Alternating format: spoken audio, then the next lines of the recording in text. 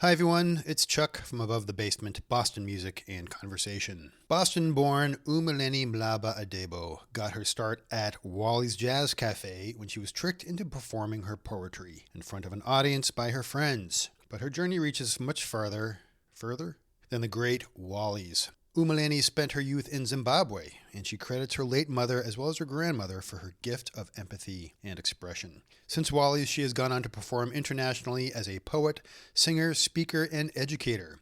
In addition to her artistic endeavors, she is also Adjunct Professor at Endicott College, Boston, and was a keynote at the Naturalization Ceremony at the Museum of Fine Arts in Boston in 2018, among many other accolades. She is a fearless powerhouse on stage. Her critically praised book of poetry is called Soul Psalms. Her work has helped raise awareness for immigrant and women's voices, and her passion for the human spirit is exemplified in her dedication to the youth of the city, as well as in her running marathons, most impressively the Boston Marathon several times. She also just won a Creative Entrepreneur Fellowship from the Arts and Business Council of Greater Boston. She is incredible.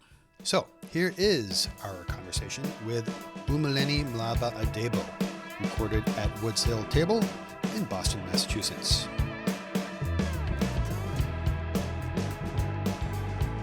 Okay, so Ron and I were joking about this before, to make sure that we pronounce your name correctly. Mm-hmm. I've practiced. Okay. Yeah, that was what we were saying, is that I hope you've practiced. Yes, and I did because it's a beautiful name, U-Meleni Mhlaba-Adebo. Yes. How's that? Good? Yeah, that's All right, pretty good. Well, it's really good to meet you in person. Yeah, it's such a pleasure to meet you both. And happy birthday. Oh, thank you very much. Today's your birthday? No, it was last November week. 9th. Yeah. So I consider all of November my birthday. That you should. You should. It's been a crazy month. Oh gosh, has it? Yeah, it has been. Well, Ron wasn't here last night. We talked to another band last night. You know, we said we wouldn't talk politics, but it tends to be all around us right now. You know, certainly want to get your thoughts on what's going on. It's a crazy time, not just with politics, but with, our masks over our faces and trying to figure out where we're going. And I will say that, this year for my birthday, I'm definitely feel better than I did, some years ago. Right. When there was news of, changing of the guard, if you will, in this country. So this birthday, it was sort of more digestible for me, shall we say. But I think sort of globally, the things that are happening all over the world, it's really quite troublesome, particularly as I think about my son and sort of our kids, the future, and what kind of world we are handing them over to, I'm quite disappointed at what we grown-ups have done. But I'm hoping that this time that we've had, this sort of global pause, if you will, to reset and re-engage and really think about what matters in life would really help us sort of move in the right direction. I like that global pause concept, because it really doesn't affect, it's really just not ethnocentric, just about us in this place.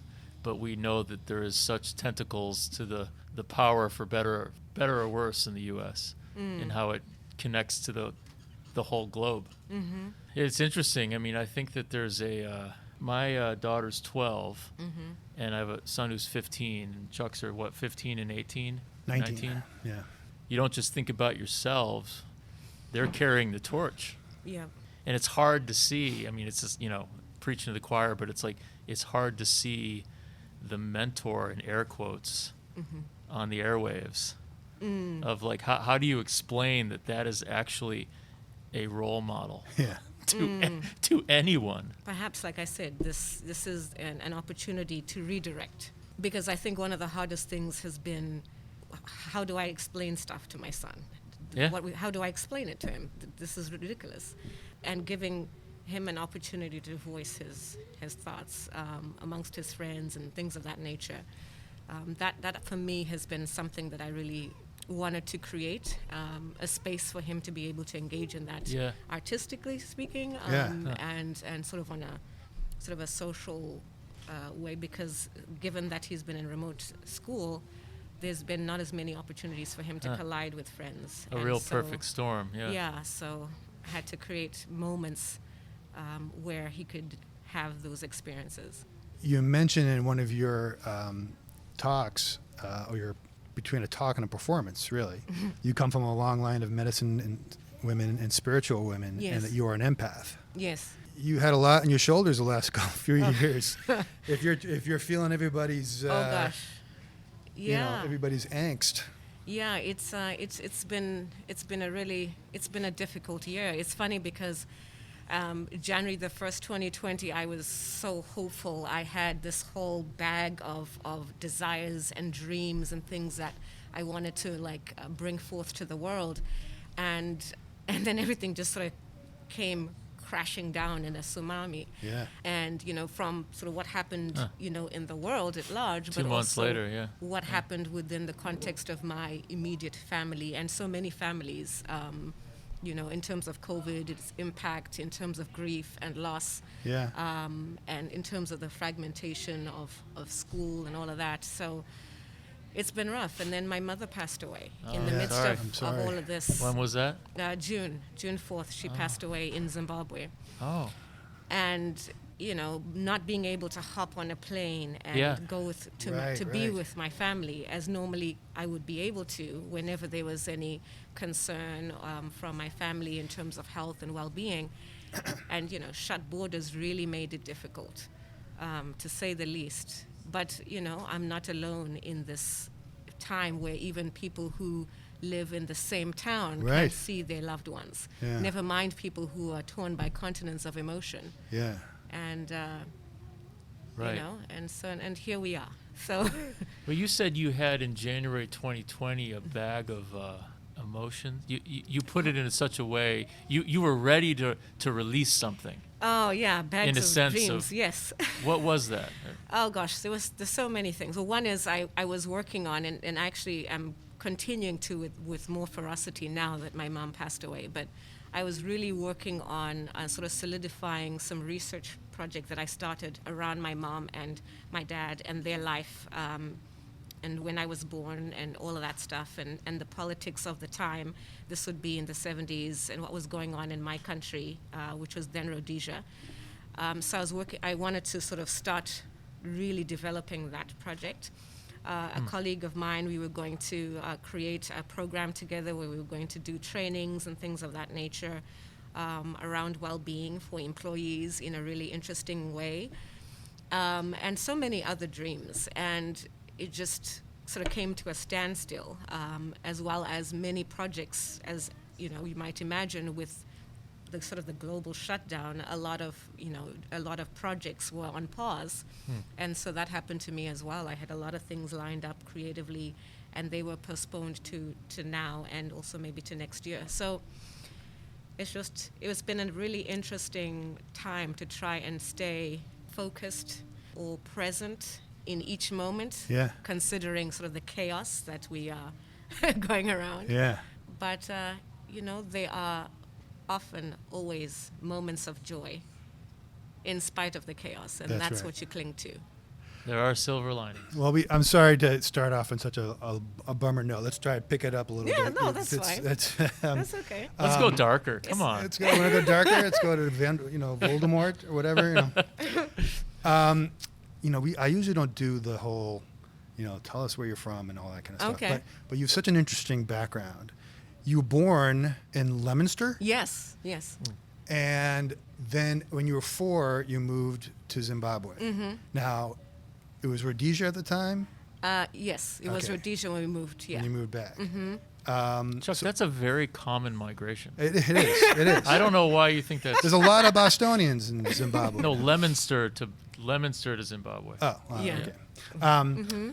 So first of all, why were your parents here in Leominster Sure. when you were born? My parents were here because they were in graduate school.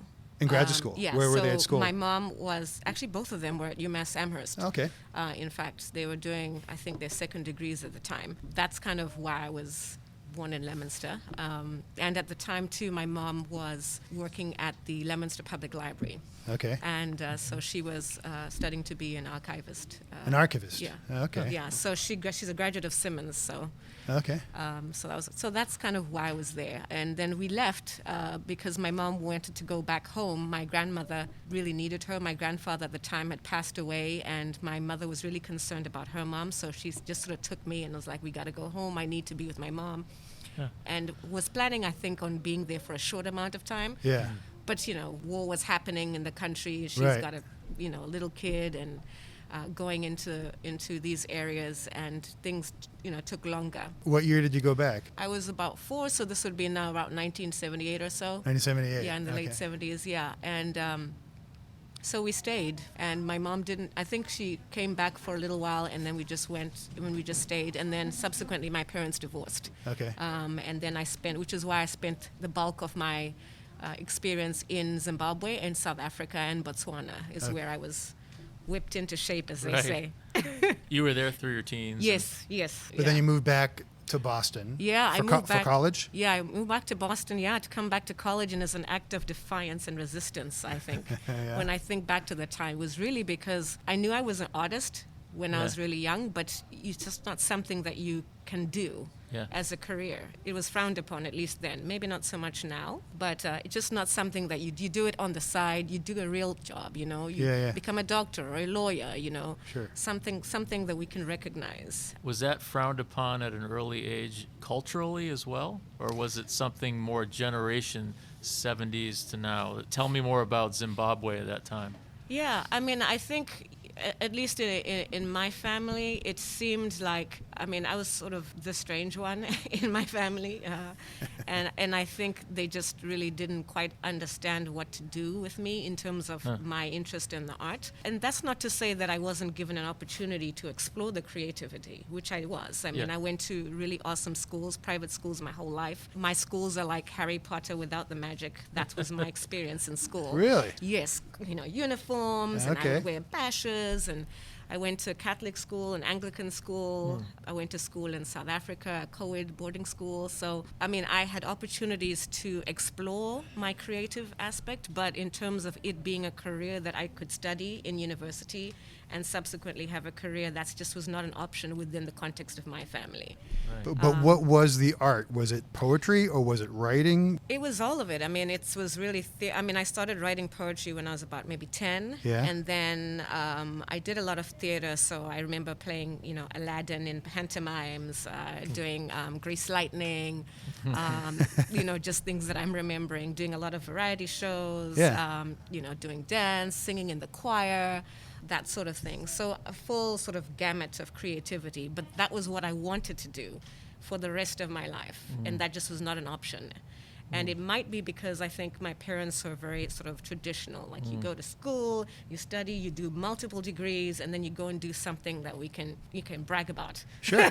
Where people will understand. So when you decided to move back to the United States and you were doing some musical theater, you were thinking about the arts, why didn't you think about New York? Was it just because of you were born here? Yeah, that's a good question. I did think about New York, but my mom would have none of it. And Really? because, yeah, she was like, look, you need to go to Boston because my biological father lived in Boston. Okay, you had family here, so yeah, that's yeah. good. So she was like, if you're going to come back to the U.S., come to Boston. At least there you've got someone who can provide you some tutelage, and sort of be there to sort of support you. And at the time, my dad was working at Wentworth Institute of Technology. And so when I came to university, that's where I went to school for the first year. And I was on track to be maybe an architect/engineer. Well, there's an arc here of Leominster, Zimbabwe, back to Boston. Yes.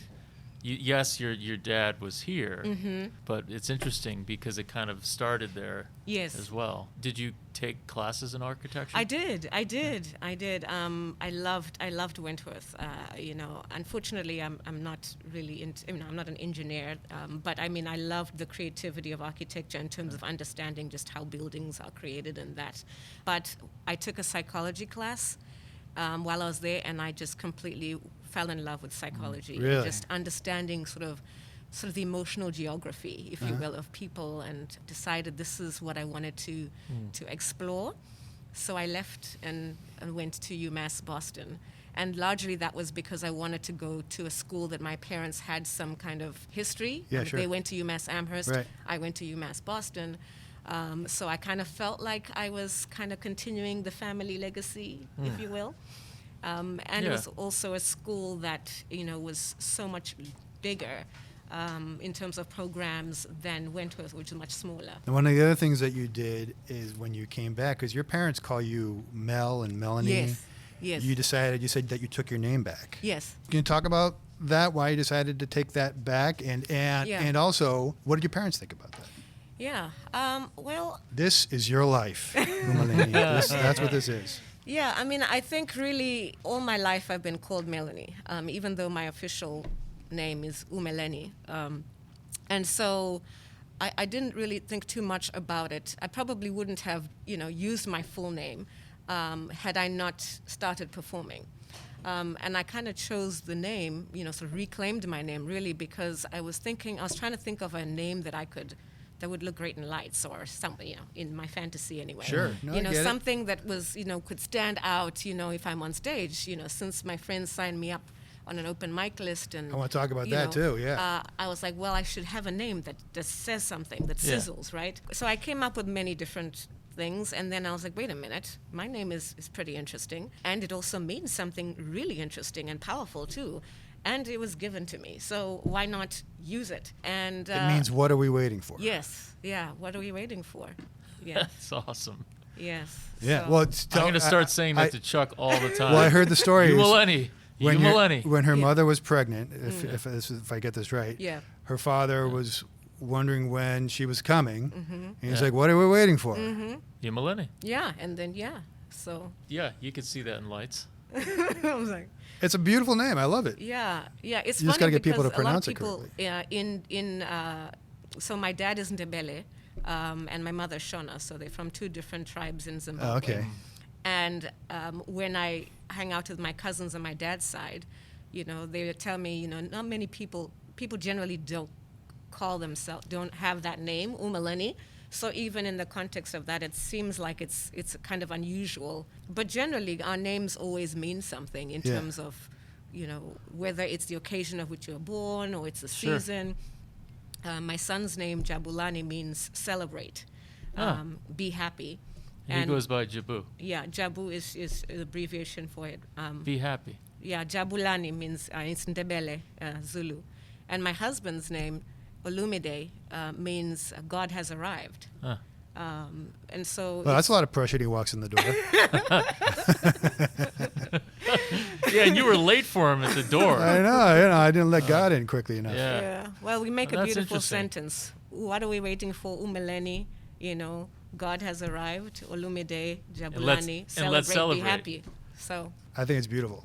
Well, that's interesting. I've never heard of that way of explaining it. Our family makes a nice sentence. Yeah. Yeah, that's Because nice. I like that. that's kind of nice. Yeah. My daughter's name is Abigail, and it means joy of the Father. Oh. And so I always tell her that when she's kind of like giving me an attitude. I'm like, I'm feeling joyous right now. Yeah.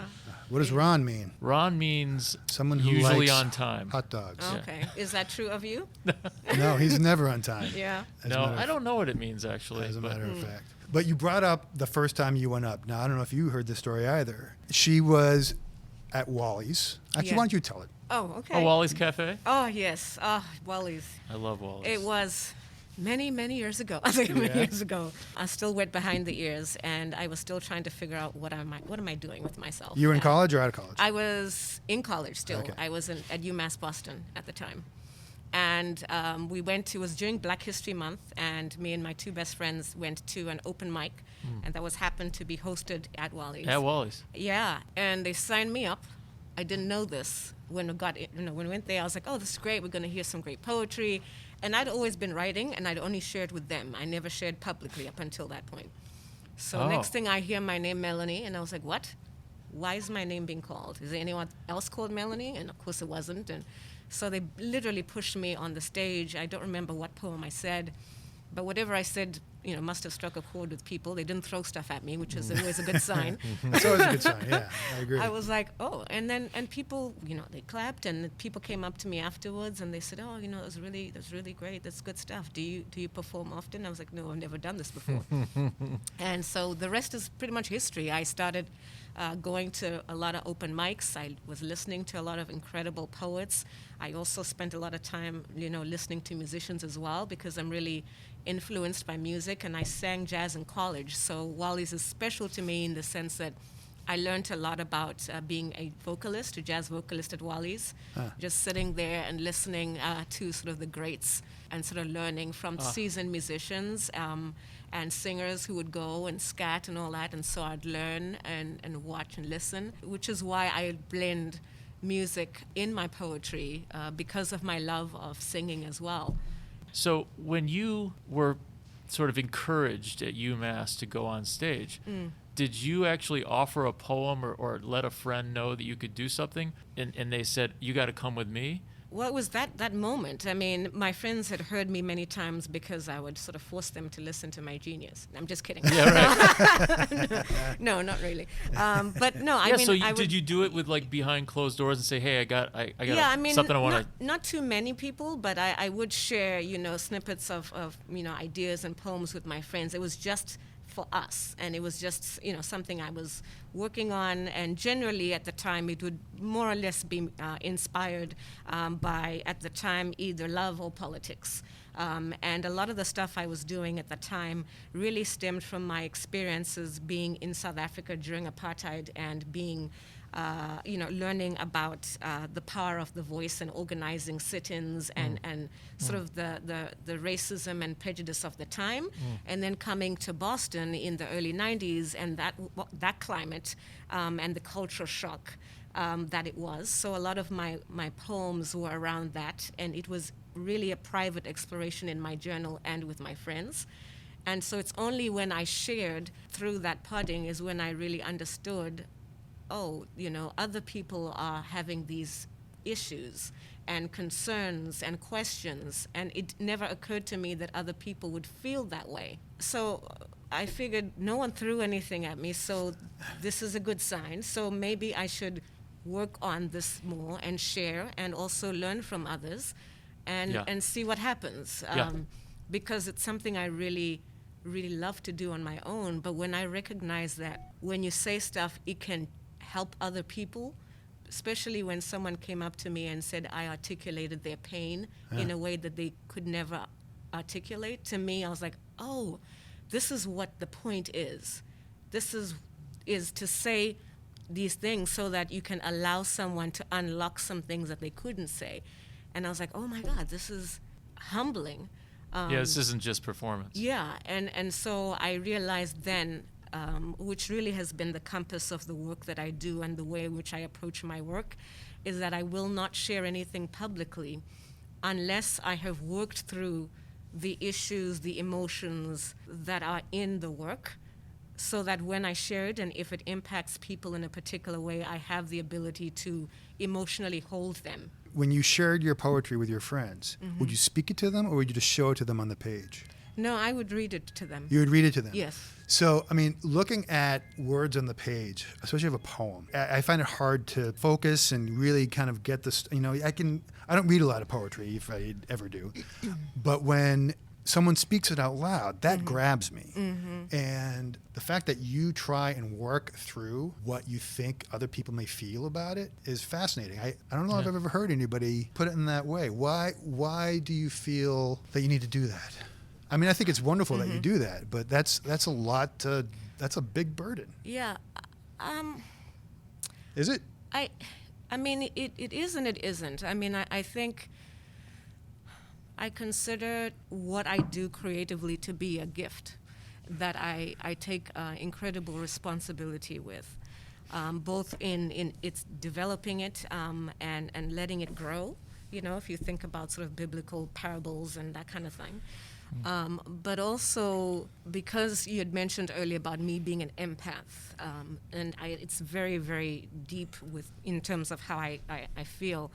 And so I think with that, it is incredibly important to me to be responsible whenever I share my work. Now, I'm not saying that I can be everything to everyone. I'm just saying that I feel comfortable and confident that when I share what I'm doing, whatever that is, that I can withstand sort of the emotions that come back to me based on what I unearth in other people. Mm-hmm. And I mean, I've been a witness to these things happening, and it's only when I understood the power of it, because I didn't always understand. Yeah. It's not like I started writing and instantly that was the journey. I think it's something that I have sort of grown into really understanding the mechanisms of how my work affects people and how I'm affected by How they're by affected. other people's response to what I shared, if that makes sense. Yeah, it sounds like a responsibility Yeah, it is. that that you kind of own and you're confident with. It probably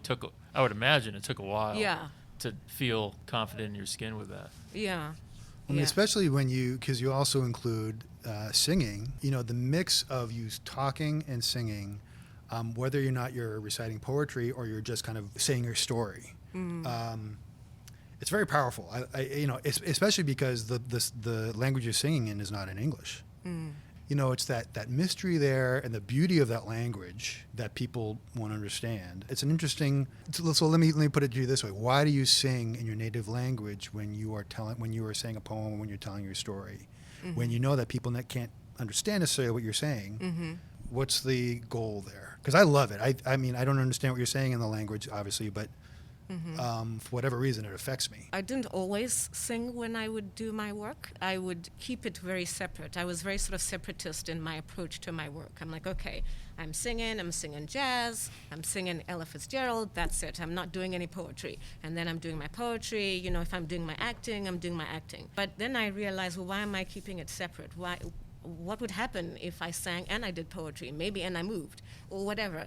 And I started being comfortable in experimenting with that. One of the things that I wanted to do in terms of speaking in my native tongue and singing in my native tongue is that I grew up in a family where we sang a lot, albeit spirituals. My family went to church a lot, Methodist church, and I didn't always like it, to be honest. I didn't like the indoctrination, but I loved the music and the singing and sort of the emotion that it evoked. And so a lot of the singing that I do is sort of evoking that sense of sort of community and sort of family tradition and things that I had in my own home when I'd go to my grandmother's house. There's a lot of singing, a lot of prayer, a lot of sort of meditation, repetition. Some of these elements I use in the work that I do. It's very grounding. You see it in many religions. I see it at temple. I'm Jewish, and I'll for years I have no idea what they're saying, but I will recite it and sing along as if I completely, it's in my brain since I was like 6 years old. And I think it's the same in many other cultures and different churches.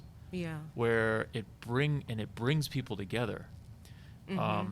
There is, I think, a value to translation, and to say sort of have a repeating phrase, something that's very grounding and meditative, and then to translate it for the audience. I think there's value to that. But I think even if you don't, like you said, I mean, it's that sort of melodic, trance-like power that you don't even have to understand it. Yeah, I mean, and from time to time, I've sort of struggled with the idea of, should I translate it? Do I have to? Why should I? And part of it is because, I mean, my first language is English and my native tongue. And I don't do as much poetry in my native tongue, although I've been doing a lot of playing around with the idea of just doing poetry in my native tongue and not translating which is it. one of the dialects in Zimbabwe? Shona, yes. Shona, right. Okay. Yeah. Sometimes I think, feelings are universal. You don't have to know what people, just like with the music, you don't have to know what is said, but it does something to you. The default is like it should be English and it should be understood, but why? Yeah. Why? Why must it always be understood necessarily in English? Why not make English the secondary and whatever language the primary? And then also, why not let the audience work hard to figure out what you're trying to say? Yeah. Because we as people who are multilingual, and English is one of many languages, have to do the work Right. to try and figure it out. Yeah. You know? Would you honor us with one of your favorite Shona poems? Sure, yeah. Because I can I'd love to think about what it means. Yeah, I can read a poem in my book. Yeah. I write a love poem in Shona. I want to read something. It was very brief that just back to what we were talking before about what Chuck raised about, is it that burden, is it that, and what that responsibility. Prepare to be touched, angered, relaxed, challenged, soothed, and renewed all at once. What is that, someone who wrote something about her? Yes. I read that, and it made sense to me listening to your work, but now it sort of makes a little more sense to me. Well, that video, It's complicated. the one of the videos on your, that's the one where you sing, and the guy had come out and fix your microphone. Oh, yes, that one. yeah, that's, You know, when you would sing, maybe it was the feeling that I got. It just tended to relax me. It's almost like when you go into yoga and they start, you know, you just kind of get that relaxation and almost mindfulness. focuses your mind to be able to listen to the words that you're saying. And you kind of break it up with some different singing. And even at the end, you got people singing and even standing up. Oh, yeah, that made me cry. I bet. I mean, Yeah. it was really powerful. Oh, And, yes. you know, it's what grabs your attention is the calmness of your voice, I think. I think the singing kind of prepares yourself for that. I don't know. I'm riffing right now, but that's the way I felt when I watched that video. It was Yeah. Well, how does that make you Thank you. feel when you said you were brought to tears? You'll have to reflect that back. This is very Yes. in psychology, right? It's transference and countertransference, right? You bring that out to people, and they kind of reflect it back. Yes. Do you find that you have to ground yourself during the moment? Not necessarily during the moment, you know. I'll sort of give you the little backstory to that. That was in April of 2019, where I was one of the featured storytellers at Peace Love. And Peace Love is a nonprofit organization out of Providence, and they do a lot of work around mental well-being and using expressive arts in order to help with that and to sort of normalize and to give space for that discourse to happen and well-being to happen. So it's a organization I really, really love and respect. And so I was one of the storytellers telling how my family or a personal connection to mental well-being. And so for me, it's always very important that I work on issues that I'm passionate about, but also that I may have a personal connection. In the case of mental well-being, I have family members who struggle with that. And so for me, it was both important to elevate the conversation about mental well-being here in the U.S. as well as abroad, but also to talk about what I consider to be my medicine, the things that help me to be well in my everyday life. And for me, it's always been journaling. It's always been writing. And so that piece that you're referring to really centers around me bringing my medicine, my journals. Yeah, you had a big pile of books there. I bought like a suitcase full of my journals and was reading some of them from way back, I'd never done that before. As a matter of fact, you had to stop and gather yourself before you could start speaking because you got emotional about it. So creating that particular piece, it was a 12-minute piece, it was so important, but it was also somewhat terrifying because it came together literally about maybe 20 minutes before I had to go on stage. I mean, I had been thinking about it and sort of formulating it. I couldn't sleep the night before, and I was just really stressed out about, I wanted to make sure that my message was clear, that I was a conduit for change and for those who couldn't speak, about mental well-being. And I wanted to make my family proud, and I wanted to make my words, all of that stuff. So when I got on the stage, I literally was like, okay, I guess I'm going to do this. And then I just, I did it not knowing what would happen, but I had the elements in my head of what I wanted to do and to say. And definitely singing was going to definitely be part of that. But again, with anything, you never know how you're going to be received. Yeah. As an artist, you always want to just give your best. And even if one person claps, you're good. Something has happened. And that was like, okay, I want to make sure that somebody feels something, and I want to make sure that I am shining through in terms of what my message is.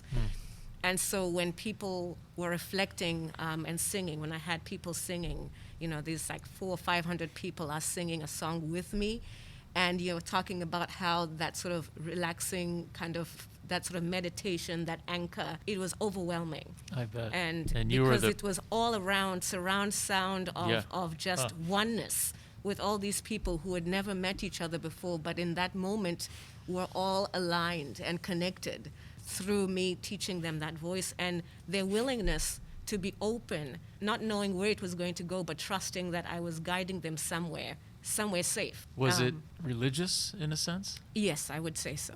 I mean, it reminds me of the cross between music, poetry, and the church. And Yes. just sort of that power. Yeah, it was incredible. And afterwards, of course, as always, whenever I perform, I need time to get back to myself, because I'm holding all this incredible energy and love and all the good stuff that I'm feeling. And I need to go and put it somewhere. And then I need to go and sort of get back to myself. So I love performing, but it takes out a lot. I bet. Because I'm putting everything in that, whether it's at 2 minutes, at 5 minutes, and then it's like, oh, okay, all right, I need to go and bring it in and rein it in. We have something in common. Oh, One of my favorite places to go in Boston is the Trident Bookstore Cafe. you're kidding. No. Uh-huh. When I went to Berkeley for a little bit. And Okay. so when I was there, I'd have time between classes, and I'd go and I'd load up on caffeine at Yeah. Trident. This is before they redid the upstairs and downstairs. Yes, yeah. So it was almost a few years before you got there, probably. You got to Boston probably in the early 90s, you said? Yeah. Mm-hmm. Yeah, so I graduated in 91, so I was there for that time. And it's my favorite place. Yes, And you say you yes. do a lot of your writing there? Oh, it's so special, yeah. Oh, wow. Not as much now. I used to, before I had an official office, I would go there and just do my writing and my dreaming. So for many years, I'd go and I'd write my little poems, and I would dream my dreams. I was like, one day my book is going to be in this bookstore, and that's what I would say. And of course, in 2016, I published You my did. poetry book, and I had my launch party there because course. At the Trident? I did. Oh, awesome. I did, I They and have it one was of those T stickers on it. it like, was just it was so I love that incredible. place. Yeah, it was. I mean, the power of words. People really underestimate the power of words and dreams and Yeah. hard work. Because I had been dreaming about many things throughout my time in Boston, and every single one of the dreams I've dreamt have come to be. Not necessarily the year, Yeah. but they have happened. What do they call that when you imagine what's going to happen? You, No, I know what you're talking Yeah, about. I just that. can't think of the word. Yeah, I can't think of the I word. don't know. I to- wish we knew a poet that we could I ask. know. Does anyone know a poet around here? I can't remember what it's called, but yeah, It's like an envisioning, but Yeah, it's that's not the fancier. word, It's a but- fancier yeah, word. than yeah, that. you know what I visualize? mean. No, but I know what you mean. You know what I mean. But yeah, But that's so what you do. You write it down. You imagine it's do. going to happen, and it can everything happen. that I've ever, everything, literally, even up to my son and my husband, I wrote them into existence. I literally did. I'm telling you. You're writing your Fascinating. story. I really did, and it's magical. People don't believe me, but the thing is, proof is in the pudding, so to speak. I said I Well, was going to be an author, Yeah. and I had, so That's 2016. Huh? I have to get the book. yeah. Is so it that one or no? Yeah, it's that one. Yeah. You will sell that to me or no? $100. No, Me, no, no. I'll send you. No, just don't make worry. sure I'm you. gonna get it on Amazon. Yeah. I gotta we find got to out that support the word. artists. Oh, thank you. Yeah. Did you have a premonition that you would be sitting with me and Chuck at this for a podcast? Actually, no. I love Actually, an no. honest But let me woman. tell you, no. But for real though, I did have in my journals. I did say write a list of things that I would like to happen, and being on a podcast that was talking about different things, specifically about music and art, was one of them. Oh, for that's sure. that's Manifest. For sure. I didn't know. I didn't specify what. I just said that they have to be really passionate about music and art. So- That's how writing things great. down. That's how it manifests. That's what That's the true. word is. It is a manifest. I found Yeah. it. I found Manifest destiny. it.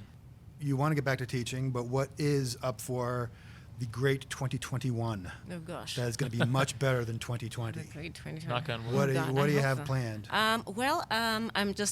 I'm really grateful. I recently got a fellowship, a creative entrepreneur fellowship, through the Arts and Arts and Business Council yes, of Greater yes, Boston. So I'm really humbled and grateful for the opportunity, and I'm Congratulations. Really, thank you so much. Yeah, that's great. So I plan on really working on developing.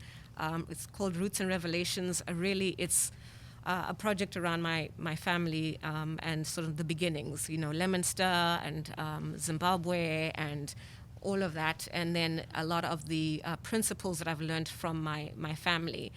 I have a sort of consulting project called the Maoko Project. Maoko Right. is a word that means hands in my native tongue. And it's really an homage to my mom, who passed away. She taught me a lot about these principles and ideas that I think are really important and can really sort of move and can be used whether you're teaching in education, whether you're talking about mental illness, and also, as a performance, these are sort of the anchors and the foundation for my art. So I really want to develop a sort of a multimodal experience based on my heritage and culture with intention. And so that's largely what my plan is for 2021, and spending time with my... That's it? Well... That seems like Yeah. an amazing project, and it's Yeah. kind of what you started to do pre-COVID. Yes, yeah. Exactly a year ago. Yeah. So I started to do it, but I feel like I'll be able to do it with more gusto, with more focus as well. And I have a more sort of a sense of urgency now, as one does when you recognize how fragile life is, and how we're really here just for a fleeting moment, and how it's really important to share your stories with one another, particularly your family stories. And so kind of going back to my mom's archival roots in terms of documenting our family history is really important. Well, that's very well said. Thank you. Can you do a piece for us? Yes, can I borrow the book? I don't... No, you can't borrow the book. Of course you can borrow the book. So I will read this poem with translation, but it'll start off, it's called Rudo. Rudo is the word love in my native tongue, Shona.